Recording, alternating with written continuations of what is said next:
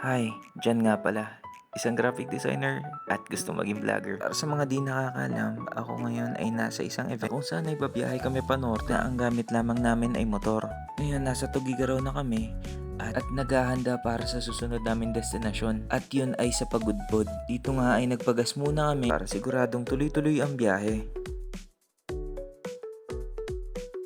At habang bumabaybay kami pa Apari, syempre hindi talaga maiiwasan sa isang biyahe maratnan ng gutom. Buti na lamang nakita namin tong tindahan na to na kung saan ay nagtitinda siya ng kakaibang turon.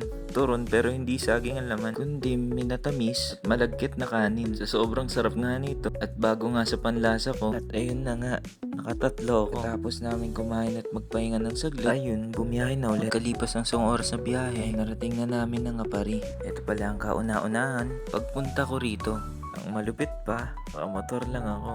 Kaya ayun, tuwan-tuwa ang loko. Dito din pala sa Apari, may isang sikat na kainan. Dito nyo matitikman yung masarap na pansit kabagan. Pero papaitan in order ko dyan.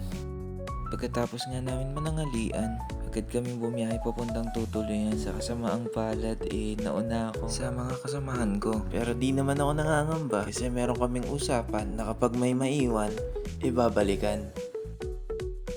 At ayun, tuloy-tuloy na ulit ang biyahe. Pagkalipas ng 2 o 3 oras na biyahe, narating na namin ang Patapat Bridge na kung titignan mo sa malapitan, para tong isang larawan.